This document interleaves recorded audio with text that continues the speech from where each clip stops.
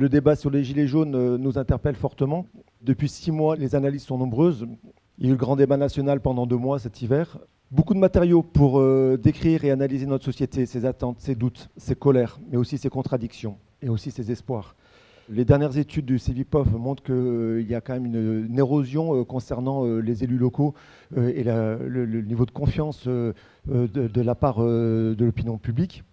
Le dernier baromètre de janvier 2019 du même Cevipof sur la confiance en politique est assez alarmant concernant 3 maîtres mots sur ces 10 dernières années qui ont émergé et qui bloquent un petit peu la vision exprimée par les Français, la lassitude, la méfiance, voire la morosité. Ce week-end est décédé Michel Serres. Et il y a quelques jours seulement, il rappelait sur France Inter ses espoirs, mais aussi l'ampleur des évolutions à conduire. Nous sommes en train de vivre une période exceptionnelle de l'histoire. On a vécu 70 ans de paix. L'espérance de vie a cru jusqu'à 80 ans. La population paysanne est passée de 75 à 2%. Par conséquent, toutes les institutions que nous avons créées l'ont été à une époque où le monde n'est pas ce qu'il est devenu. Sont-elles obsolètes, lui demandait le journaliste. Oui, elles le sont toutes. Elles sont désadaptées par rapport à l'état actuel du monde. Pour lui, le problème est qu'on n'a pas réussi à réinventer ces institutions. Il y a à peu près 50 ans, à quelques jours ou quelques semaines près, le peuple français était amené à se prononcer par référendum sur une question de décentralisation. 27 avril 1969, le général de Gaulle soumettait à référendum une double question qui portait à la fois sur la réforme du Sénat et sur effectivement la régionalisation, ce qu'on appelait à l'époque la régionalisation. C'est la seule fois depuis 50 ans, et c'est même la seule fois dans l'histoire de France, où le peuple a été consulté directement par référendum sur une question de décentralisation.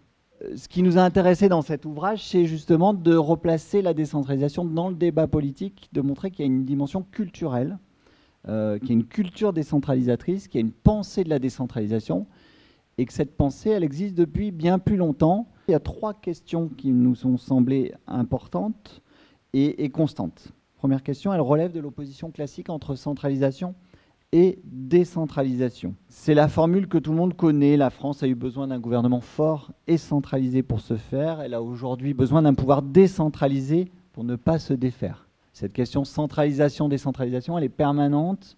On le voit aujourd'hui, on parlera tout à l'heure peut-être de différenciation territoriale. Est-ce qu'il faut aller plus loin pour que la France reste une république unitaire? Est-ce qu'il faut aller plus loin dans la reconnaissance des différenciations locales? La deuxième interrogation, elle porte sur les structures locales. Et ça aussi, ce n'est pas nouveau comme question, sur la nécessité d'en supprimer certaines, de supprimer certains niveaux. Vous savez, le discours classique, il y a trop de niveaux d'administration en France, trop de niveaux d'administration territoriale. La troisième question, c'est celle de la taille optimale, la taille minimale que chaque collectivité devrait avoir. Alors c'est un débat qu'on a régulièrement sur le niveau intercommunal, avec des seuils qui n'ont pas cessé d'augmenter au fil des réformes. Donc vous voyez, 3 questions qui reviennent régulièrement. Mais nous, ce qui nous a semblé avec Vincent Aubel intéressant, c'est de souligner que ces questions, finalement, elles avaient tendance à se concentrer sur des aspects d'organisation, des aspects de structure, des aspects techniques. Et progressivement, la décentralisation est devenue un débat technique et de moins en moins politique. On réfléchit de moins en moins sur l'objet, sur à quoi ça sert. La première conclusion, c'est que cette décentralisation qu'on connaît aujourd'hui en France, que l'on pratique, a des racines historiques très lointaines, bien plus lointaine que la seule Révolution française. Et là encore, il faut le reconnaître, c'est Tocqueville lui-même qui nous a démontré, de manière assez éclairante, que finalement la Révolution ne fait pas table rase du passé, et qu'elle fait que rhabiller en quelque sorte, représenter sous une autre forme des institutions qui existaient déjà sous l'Ancien Régime. La deuxième conclusion à laquelle on peut parvenir, c'est que justement, on parle de décentralisation, donc d'un mouvement qui viendrait de l'État et qui irait vers des collectivités locales. Or, historiquement, les collectivités locales préexistent à l'État. La commune, elle ne s'appelait pas commune, elle s'appelait paroisse, elle s'appelait bourg, village, communauté, qu'importe, mais la commune préexiste à l'État. Et la dernière conclusion à laquelle nous sommes parvenus, puisque c'est un ouvrage qui porte sur les grandes figures de la décentralisation, c'est qu'il n'y a pas de lien direct entre une figure, une personne, un personnage, et une avancée de la décentralisation. Ça ne marche pas comme ça. Et de la même manière, les avancées législatives ne relèvent jamais d'une construction et d'une production individuelle. Je sais que par facilité de langage, on va dire la loi Sarkozy, on va dire la réforme Hollande, etc. Or, il y a une vraie continuité, il y a une construction collective, chacun finalement s'inspirant de ce que l'autre a pu écrire ou dire ou faire quelques années auparavant. L'étude qui a été conduite là, par la DGCF, elle est partie d'un temps beaucoup plus court, hein. On est parti de l'acte 1. Et l'idée, c'était de voir quelles étaient les représentations et les principes qui avaient guidé l'action publique décentralisée à partir de ce moment-là. Et dans un deuxième temps, de voir quelles étaient les évolutions des territoires, les évolutions des modes de vie, pour voir si ces évolutions de territoire, ces évolutions des modes de vie remettaient en cause les représentations et les principes initiaux. On voit aujourd'hui qu'on continue largement à produire des politiques publiques et des stratégies territoriales en référence à une société qui a largement disparu. La première mutation, c'est la métropolisation. Et avec la métropolisation et la tertiarisation de l'économie, on passe d'une économie productive qui est très favorable au territoire à une économie tertiarisée qui va se concentrer dans les villes. Il y a une autre évolution qui est l'évolution des modes de vie. Et on passe d'une société qui était très homogène et qui vivait dans les mêmes lieux, dans les mêmes temporalités, à une société qui devient très individuelle et qui est construite sur la mobilité. Et puis il y a surtout des évolutions de modes de vie qui vont changer radicalement les pratiques territoriales. La première révolution, c'est le travail féminin. Le deuxième, c'est la mobilité physique. 5 km par jour et par individu dans les années 60, on est aujourd'hui à 45 km. Une autre rupture qui est fondamentale, c'est le changement des temporalités. Aujourd'hui, le temps de travail classique, c'est moins de 30% des actifs. Tous les autres vivent dans des horaires qui sont complètement désynchronisés. Et puis effectivement, on était dans une société qui était plutôt homogène. On rentre aujourd'hui dans une société qui est beaucoup plus inégalitaire. Et la dernière étude de l'OCDE, il faut 6 générations en France pour passer du premier décile, c'est-à-dire les 10% des ménages les moins riches, jusqu'au revenu médian. Donc tout ça, effectivement, ça va complètement changer le fonctionnement des territoires. La première mutation, c'est que la tertiarisation de l'économie entraîne une spécialisation fonctionnelle des territoires, avec une économie productive qui va se concentrer dans les villes, dans les grandes agglomérations, et une économie des territoires périphériques qui va plutôt fonctionner sur l'économie résidentielle. Le deuxième point, c'est que chaque individu, je le disais tout à l'heure, a un territoire dans lequel il dort, c'est la commune, hein, les fameux travaux de Jean Viard sur la démocratie du sommeil. Il dit aujourd'hui les communes sont des assemblées de copropriétaires, mais aussi des territoires dans lesquels ils vivent. Un territoire dans lequel on dort, des territoires multiples dans lesquels on vit. Et avec l'individualisation des modes de vie, on a quasiment autant de pratiques territoriales qu'on a d'individus. L'autre élément, effectivement, c'est qu'on a des mécanismes de redistribution liés aux personnes qui sont considérables. Des personnes qui vivent plutôt en périphérie, qui viennent travailler dans une grande agglomération, qui vont rapatrier des masses salariales, qui vont nourrir de l'économie résidentielle.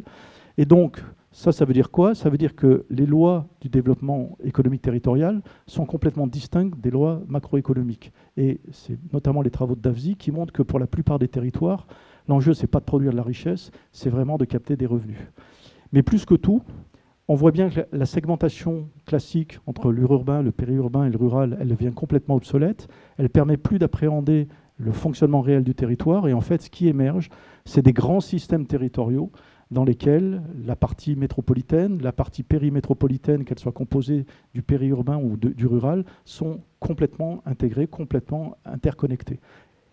Si on fait ces constats-là, on fait le constat qu'un certain nombre des grandes représentations à partir desquelles on a construit la décentralisation et qu'on continue à faire prospérer, ces représentations, elles sont plus valables. La première représentation, c'est celle d'un territoire. Effectivement, le territoire, ce n'est pas une petite nation. Le territoire, on voit bien qu'on est dans des grands systèmes territoriaux dans lesquels les grands sous-ensembles de ces grands systèmes sont interdépendants. On voit bien que la société, elle tient de moins en moins dans les territoires. Alors on s'est dit, effectivement, dans les années 80, on a encore 50% des gens qui travaillent dans la commune dans laquelle ils habitent. Aujourd'hui, on a moins de 70%. On va faire des grandes intercos. Mais quand on regarde aujourd'hui les intercos élargis, on revient à la question de la taille, on a moins de 25% des intercos élargis qui sont équilibrés en emploi actif. Donc l'élargissement des périmètres n'est pas la réponse au grand débordement territorial et à la métropolisation. Et on voit bien surtout qu'on n'arrive pas à trouver une maille territoriale unique qui organise une juxtaposition exacte entre les réalités socio-économiques, socio-démographiques et les réalités institutionnelles. Le deuxième élément qui est important, c'est que ça remet en cause la manière classique de produire des politiques publiques. Dans un même système territorial, les enjeux sont nécessairement multiscalaires. Et donc l'enjeu, ce n'est pas que chaque échelon y définisse sa propre politique et d'empiler des politiques. C'est qu'une même politique publique soit interterritorialisée et déployée à l'ensemble des échelles. Et donc ça pose la question de comment aujourd'hui les différentes collectivités territoriales coélaborent, cofinancent, coproduisent des politiques publiques interterritorialisées, ce qu'elles ont énormément de mal à faire aujourd'hui. Et ça remet même en cause le diktat de la proximité. On voit bien aujourd'hui qu'une organisation territoriale, notamment des services publics, construite sur la proximité, elle ne garantit plus un accès équitable aux différents équipements et de services, puisqu'une grande partie de la population, quand ces services publics sont ouverts, ne sont pas présents dans les territoires qui accueillent les services qui leur sont destinés. Et puis, un dernier élément qui est encore plus fondamental, c'est effectivement l'entrée dans l'anthropocène. Tant qu'on est dans un concept de crise environnementale, on peut s'accommoder d'ajustements au modèle dominant. Dès lors qu'on admet l'idée de l'anthropocène, ça révèle le rapport dichotomique, voire inconciliable, entre développement et préservation. Et puis surtout, ça pose la question de ce concept d'égalité territoriale. Dans un monde fini, est-ce que tous les territoires peuvent se développer ? Dans une logique où on doit construire le développement des territoires sur leur qualité propre, on doit aussi faire le constat que tous les territoires n'ont pas les mêmes atouts et les mêmes capacités à se développer. Mais est-ce que finalement, si tous les territoires ne se développent pas, est-ce que c'est autant un drame que ça ? Moi, ce que ça m'inspire comme question, finalement, c'est presque une question un peu philosophique, c'est la question du sens que l'on peut désormais, dans ce contexte, donner à l'action publique territoriale. Et cette question fondamentale de l'intérêt général, si tant est qu'on considère que les deux sont liés. Je ne sais pas si quelqu'un veut répondre à cette question. Tous les niveaux de représentation peuvent s'emparer de cette question du sens et devraient s'emparer de cette question du sens. Et c'est ce que j'évoquais tout à l'heure, le fait que je crois que c'est une des limites des débats sur la décentralisation depuis 40 ans, c'est que en fait, cette question du sens, elle n'est plus posée. On ne dit pas décentraliser pour quoi faire. Je n'ai pas l'impression qu'au moment d'une campagne électorale, d'une campagne municipale ou d'une campagne départementale ou régionale, la question du sens soit posée en tant que telle. Un candidat, au moment de cette élection, ces élections locales, il va se projeter plutôt en termes d'équipements que l'on projette sur le territoire local, de services à la population, etc. Mais la question vraiment du sens et de l'articulation de ce que va faire la collectivité avec ce qu'offrent déjà les autres collectivités n'est peut-être pas suffisamment posée. Effectivement, sur le sens, moi je pense qu'on a perdu le sens. La décentralisation est devenue son propre objet. Et finalement, à chaque mandature, il faut nécessairement approfondir la décentralisation sans finalement qu'on ait fait l'évaluation de ce qu'a produit la décentralisation. Moi, je suis très gêné par la définition que vous donnez au sens, parce que je pense que le sens, justement, dans l'engagement politique, qui précède l'action, et la notion d'articulation, de lien et de transversalité est fondamentale à l'écriture préalable d'un projet politique. Donc je suis gêné par tout cet environnement technique que vous mettez autour du sens, parce que le sens, il est vraiment l'élément premier de l'engagement politique et de l'action. Quand vous débattez au sein je prends la métropole, d'un projet métropolitain, toutes les idées que vous avez évoquées émergent, mais quand on arrive à des questions aussi essentielles que, au fond, la gouvernance, je mets ça entre guillemets parce que le terme est souvent impropre, est-ce que c'est la ville-centre qui doit avoir la présidence de la métropole ou pas ? Ça commence à flotter dans les discussions. Est-ce qu'il n'y a pas plutôt des actions ponctuelles à faire au travers... moi, je pensais au SCOT, qui est qui regroupe quand même... alors, pour le coup, c'est pas une question de périmètre, mais avec des actions communes entre les différentes EPCI et les pôles métropolitains. Au départ, on pense tout résoudre par le périmètre et la compétence. Bon. On voit bien qu'on n'y arrive pas. Sur les coopérations interterritoriales, moi je pense qu'effectivement aujourd'hui, on est très en retard dans la région grenobloise sur ces questions-là. Très très en retard par rapport à d'autres territoires. Et je prends qu'une seule politique, la politique de développement économique. Moi quand je vois ce que sont aujourd'hui les politiques de développement économique des EPCI, en fait c'est quoi? C'est faire tourner des boîtes qui sont dans le même bassin d'emploi, consommer du foncier, baisser le prélèvement fiscal, mais on ne crée quasiment aucun emploi. Donc ces notions de concurrence entre les territoires au sein d'un même système territorial, elles n'ont aucun sens. Et on prendrait toutes les politiques, on arriverait quasiment à la même conclusion. Sur l'infra, sur la relation EPCI commune, on a divisé par 2 le nombre d'EPCI en France en 10 ans. Donc mécaniquement, on a augmenté le nombre de communes et dilué le poids des villes-centres. Et aujourd'hui, on voit bien que les EPCI XXL ont beaucoup de mal à gérer la proximité. Qu'est-ce qu'ils font? De la territorialisation. C'est-à-dire qu'ils recréent une échelle intermédiaire entre la commune et l'EPCI. Alors, il y a ce modèle-là, qui est le modèle qui a démarré avec Chevènement, où effectivement on continue à donner de la compétence en déshabillant la commune, où il y a un autre modèle qui est en train d'émerger, qui consiste finalement à retrouver un compromis intercommunal en disant, entre la commune et l'interco, qu'est-ce que fait bien la commune, qu'est-ce que fait bien l'interco? La commune, elle fait bien la proximité, elle contribue bien au lien social, voilà, elle gère bien l'interface avec le citoyen. L'interco, elle fait bien l'aménagement, elle fait bien la structuration du territoire, elle organise la solidarité. Pourquoi on ne repart pas là-dessus? Mais pour ça, il faut nécessairement une recomposition communale. Et la recomposition communale, de ce point de vue, n'est pas la fin des communes, mais plutôt le renouveau des communes. Ça part du principe que communes et interco ne sont pas 2 strates différentes, mais 2 expressions de la même strate. Et que finalement, même en intégrant sur l'interco, on n'arrive pas à se passer des communes. Et on voit bien, même dans une métropole, seule la métropole, elle n'y arrive pas. Il y a un moment donné, même ces politiques complètement intégrées, il faut qu'elles atterrissent sur le territoire communal et elle a besoin de la commune. Est-ce qu'aujourd'hui, c'est ma seule question, est-ce que l'absence de suffrage direct au regard de l'établissement public territorial, de l'EPCI, est un élément qui fait défaut, peut-être pour faire plus de liens entre le citoyen et la structure qui apporte la proximité, qui apporte les éléments de quotidien d'une certaine mesure? Alors pour moi, la réponse est clairement oui, mais il y a 2 bémols, je pense. D'abord, le premier bémol, c'est comment on articule ça avec le suffrage universel communal. Est-ce que ça ne fait pas trop de suffrage universel au même moment sur un même territoire? Et le deuxième bémol, c'est, alors là, vraiment inspiré par les mouvements sociaux de l'année passée, c'est qu'on voit bien que le suffrage universel ne suffit pas non plus à garantir la confiance et le lien avec l'électeur. Parce qu'il me semble qu'aujourd'hui, le mandat en tant que tel, ou le suffrage universel en tant que tel, ne garantit plus cela. Si vous regardez ce qui se passe au niveau national, on a 2 chambres, une chambre qui est élue au suffrage universel direct, une autre qui est élue au suffrage universel indirect. Qui c'est qui fait le job aujourd'hui? C'est celle qui est élue au suffrage universel indirect. La vraie chambre parlementaire qui contrôle le gouvernement, qui améliore les textes de loi, c'est celle élue au suffrage universel indirect. Celle qui est élue au suffrage universel direct, du fait même de son mode d'élection, ne fait pas le job.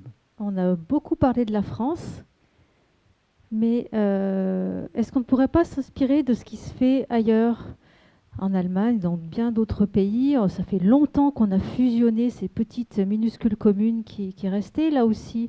On a 99 habitants au kilomètre carré. Il y en a 200 en Allemagne, il y en a 400 en Angleterre. Forcément, l'organisation territoriale, ce n'est pas la même. Il y a une question historique, mais il y a aussi une question géographique. Je disais tout à l'heure, on est un pays dans lequel il y a peu de monde, mais dans lequel il y a du monde partout. Les communes, d'une certaine manière, veulent avoir des habitants riches, en bonne santé, qui n'ont pas besoin de beaucoup de services publics. Et puis, voilà. Comment, vis-à-vis de la solidarité, qui pour moi est un des enjeux fondamentaux, comment la décentralisation ou la centralisation éclaire cette question? Qu'est-ce qui, à un moment donné, a altéré le pouvoir d'achat des ménages? Ce n'est pas la mobilité. Hein. Le coût de la mobilité, il est stable. C'est le coût du logement. Le coût du logement est multiplié par 2 entre 2000 et 2010 en France. Et l'autre élément qui est important, c'est effectivement le rapport à l'avenir. On est un des pays dans lequel la reproduction sociale est la plus importante. Et on n'arrive toujours pas à casser ce phénomène-là. Est-ce que vraiment il y a un impact de la décentralisation sur le renforcement de la cohésion sociale des territoires et la baisse des inégalités territoriales? Je ne suis pas convaincu. J'irais dans le même sens, c'est-à-dire que c'est presque tabou aujourd'hui de dire que la décentralisation n'est pas parée toutes les vertus et qu'elle elle a des éléments très négatifs. Or, c'est vrai. Décentraliser, c'est redonner de la liberté à des territoires. Donc, par définition, par nature, ces territoires ne devraient pas se développer de manière égale et rien ne les contraint à la solidarité si ce n'est l'État. C'est là où, à mon avis, il faut rétablir l'État dans son rôle. C'est l'État qui doit garantir cette solidarité. Et pourquoi les collectivités décentralisées font aussi des actions de solidarité, c'est bien pour pallier les défaillances de l'État. La question du défi et de la transition écologique et énergétique qui nous attend, qui est déjà lancée d'ailleurs. L'action publique territoriale, est-ce qu'elle est pertinente ou pas dans ce débat et comment elle est coordonnée avec une action plus générale? On continue à avoir des discours sur la nécessité de transition, mais à avoir des stratégies de développement territorial et des logiques de production des politiques publiques qui sont productivistes, qui sont encore construites sur des logiques de croissance. Le deuxième point, moi, c'est effectivement, je trouve assez intéressant, on est encore dans la conviction qu'un territoire se développe que par l'action publique. On voit quand même aujourd'hui que les stratégies des entreprises, les stratégies résidentielles des ménages, l'action au quotidien des acteurs socio-économiques est autant productrice des territoires des villes que l'action publique. Et effectivement, je pense qu'aujourd'hui, on bascule dans un système où la sphère publique n'a plus les moyens pour exercer un monopole sur la gestion des biens publics. Et qu'on va aller effectivement vers de plus en plus d'hybridation, avec même l'introduction du collaboratif dans la production, pas que dans la conception, mais dans la production même des services publics. Ça, c'est une vraie révolution, effectivement. La distinction public-privé, elle est de moins en moins pertinente, effectivement, par rapport à ces défis-là. Et ça marche dans les deux sens. C'est-à-dire que comment vous voulez mettre en place des politiques en matière de transition si vous ne travaillez pas avec les sociétés autoroutières, par exemple, et c'est des sociétés privées. Et inversement, et ça rejoint la question des biens communs, il y a des espaces privés, délaissés, dont la collectivité n'a ni les moyens, ni l'envie peut-être d'ailleurs d'acquérir la propriété, et qui pourtant sont d'intérêt général de par leur usage. Donc il faut qu'on avance aussi sur cette question des communs et des biens communs pour voir comment un bien, une propriété au sens classique privée, peut néanmoins avoir un usage d'intérêt général et être organisé et structuré de manière à répondre à un besoin d'intérêt général. Je trouve qu'il y a une question très forte qui est justement la question du temps. 40 ans de décentralisation, 35 ans de décentralisation, c'est hier, mais c'est quand même il y a très longtemps, c'est une génération quasiment qui est passée. Et la vitesse à laquelle nos sociétés s'accélèrent font quand même qu'on a un écart de plus en plus important à ce niveau-là. Et toutes les solutions pour retrouver un peu une agilité de l'action publique à produire, à inventer aussi, on a l'impression qu'il y a des fois un manque de capacité d'innovation. Donc moi je m'inscris quand même plutôt en faux par rapport au fait qu'il y a 10 ans c'était il n'y a pas longtemps. Moi je trouve qu'il y a 10 ans c'était il y a longtemps. Il y a 10 ans il n'y a pas de smartphone, il n'y a pas les services publics au même niveau et on ne vivait pas du tout de la même façon pour beaucoup de choses dans la production des services publics il y a 10 ans. Et donc il y a beaucoup de questions quand même qui avancent de façon un peu trop prudente à mon sens.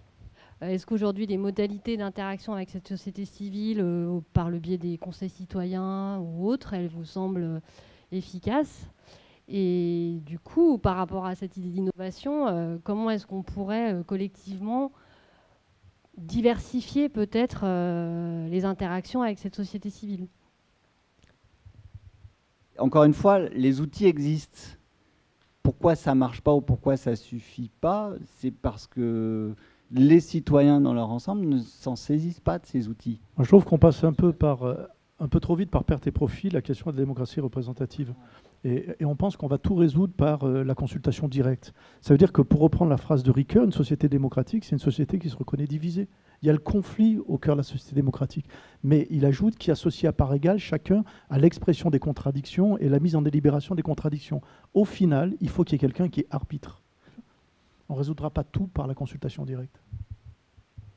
À la question quel équilibre centralisation-décentralisation, moi je dis qu'avec des intercos qui portent des projets de territoire, on peut sûrement aller vers davantage de différenciation. Bien sûr que la République elle doit être une et indivisible, mais ça n'exclut pas, je crois, d'aller plus loin dans la décentralisation. Le millefeuille, c'est pareil, le millefeuille, c'est un inconvénient quand même bien atténué si on travaille tous sur un même projet partagé et si il y a quand même un chef de file. Moi, je milite aussi pour les communes nouvelles parce que je pense que la commune doit garder des compétences, c'est bien évident. Mais une commune trop petite ne peut pas garder énormément de compétences. La proximité doit s'entendre, comme l'a dit Didier, apporter le service à la population au moment où elle est disponible pour en bénéficier, voilà, et sur le lieu où elle est. Je reste quand même optimiste, mais il est vrai qu'il faut qu'on sache revisiter ces principes fondamentaux d'égalité, de proximité, d'autonomie. Il faut qu'on sache faire en sorte que le citoyen soit toujours au centre de nos politiques. Nous n'avons pas de territoire, nous n'avons que des territoires de flux. Les élus seraient fautifs de continuer à vouloir raisonner sur des territoires finis qui correspondent à leur petite zone de confort, à leur petite zone de pouvoir, si on peut parler de pouvoir.